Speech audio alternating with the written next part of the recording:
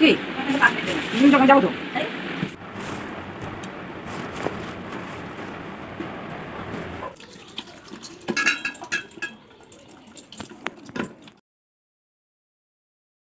Hello everyone, good morning.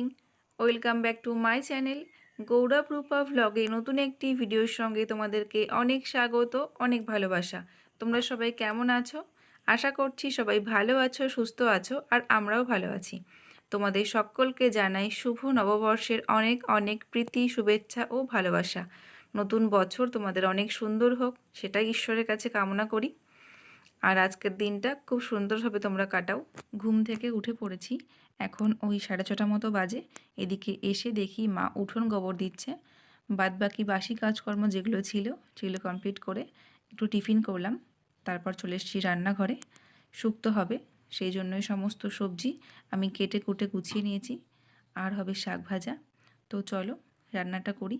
তোমরা পুরো ভিডিওটা প্রথম থেকে শেষ পর্যন্ত দেখতে থাকো, আশা করছি ভালো লাগবে। চলো তাহলে দেখে নিই রান্না কি হলো। রান্না হয়েছে মায়া মাছের সর্ষে বাটা, এখানে রয়েছে শুক্তো, কিছুটা মাছ ভাজা তুলে রেখেছি ভাজা খাওয়ার জন্য, আর চাটনি করেছি, আর সাথে রয়েছে টক দই। বাবা মাংস আনতে চাইছিল, মা বলল যে রূপা আজকে বাড়ি থাকছে না, সেই জন্যে মাংস আজকে হয়নি। এগুলোই হয়েছে।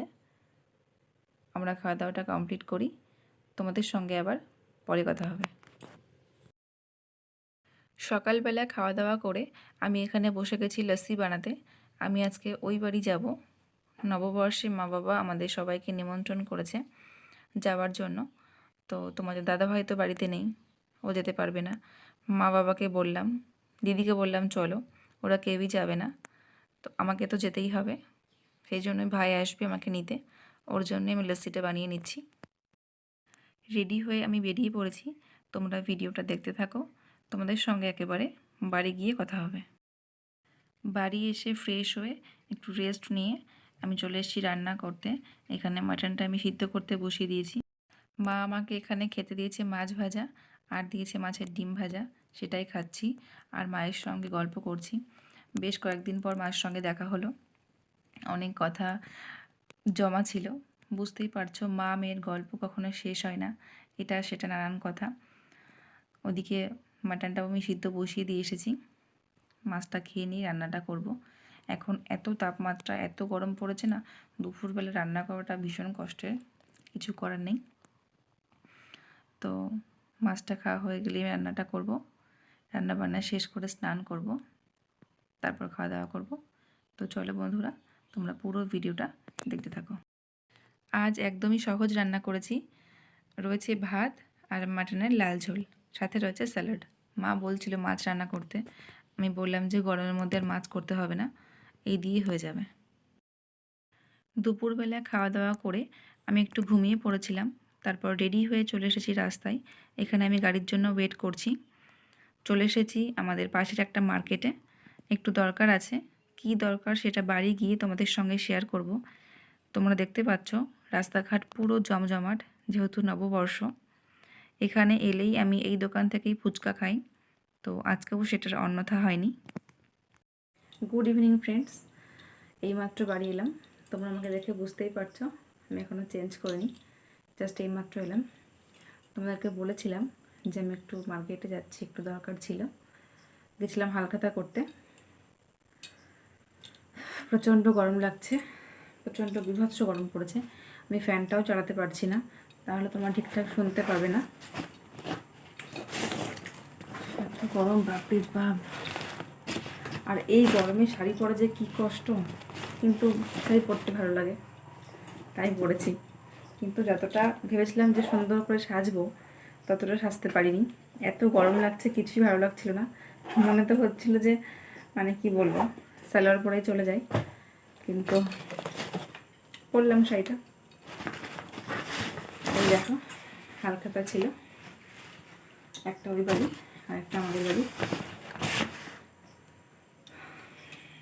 এই শাড়িটা আমাকে মা গিফট করেছে পয়লা বৈশাখে। আমাকে দেখতে কেমন লাগছে প্লিজ কমেন্ট করে জানিও। চলো বন্ধুরা, ভীষণ গরম লাগছে, আমি চেঞ্জ করি, তোমাদের সঙ্গে আবার পরে কথা হবে। এই হেয়ার ড্রায়ারটা আজকে কিনলাম, নববর্ষে বাবা আমাকে এটা গিফট করলো, বলছিল শাড়ি নিতে। আমি বললাম শাড়ি তো প্রচুর রয়েছে, প্লাস মাও একটা দিয়েছে, শাড়ি আর নেব না, এই হেয়ার ড্রায়ারটাই নিয়েছি। কেমন হয়েছে তোমরা কমেন্টে অবশ্যই জানিও। আমি একটু গেছিলাম মণিমোহন স্টোরসে, কিছু কসমেটিক্সের জিনিস নেওয়ার ছিল, তো ওই দোকানেও ছিল হালখাতা, ওরা আমাকেও একটা পার্সেল দিয়ে দিয়েছিল। যেহেতু নববর্ষ, তাই প্রায় প্রত্যেকটা দোকানেই ছিল হালখাতা। এই হালখাতাটা ছিল আমাদের বাড়ির পাশেই, বাবা গেছিল, ওখান থেকে দিয়েছে লাড্ডু, সানপাপড়ি, কোল্ড ড্রিঙ্কস, এগুলোই দিয়েছিল। যেখানে আমি গেছিলাম ওখান থেকে দিয়েছে একটা মিষ্টির বক্স, একটা ক্যালেন্ডার, আর দিয়েছিল একটা কোল্ড ড্রিঙ্কস। বাড়িতে আসতে না আসতেই ভাইয়ের আবদার চর্বির পকোড়া বানিয়ে দে, তারপর ওকে বানিয়ে দিলাম। নাও সবাইকে হাই বলে দাও। হাই, তোমার নাম কি বলো? অন্ধবিশ্বাস। ভালো করে বলো। আমার নাম অন্ধবিশ্বাস। আচ্ছা, তোমার বাবার নাম বলো। রাজু বিশ্বাস। আর তুমি কোন ক্লাসে পড়ো? আমি কিসে ফোরে। পড়ে পড়ো? হ্যাঁ। সত্যি এটা? তুমি তো কদিন আগে স্কুলে ভর্তি হলে। বলো আমি নার্সারিতে পড়ি। আমি নানা সাথে পড়ি। আচ্ছা, আর আমি তোমার কি হই সেটা বলে দাও। দিদি। ঠিক আছে, তুমি কি একটা ছড়া এখন বলবে? হ্যাঁ। একটা ছড়া বলবে, বলতে চাও? না। বলতে চাও না? আচ্ছা, তা আজকে কি বলো তো? আজকে নববর্ষ, তাই তো? অবশ্য সবাইকে বলে দাও, বলো তোমাদের তোমাদের সবাইকে সবাইকে শুভ শুভ নববর্ষের নববর্ষের অনেক শুভেচ্ছা অনেক শুভেচ্ছা ও ও ভালোবাসা বাবা ভালোবাসা আমাদের আমাদের সকলের তরফ থেকে। আমাদের সকলের তরফ থেকে। আচ্ছা, ওদিকে তাকিয়ে বলো, ওদিকে তোমার মানে তোমার ছোট ছোট ফ্রেন্ডরা আছে, তারপর বড় বড় দিদিরা আছে, আন্টিরা আছে, ঠিক আছে? আচ্ছা, কি দিয়ে ভাত খেয়েছো বলে দাও তো? মাংস আর আর ডাল আর ডিম আর কিছু না।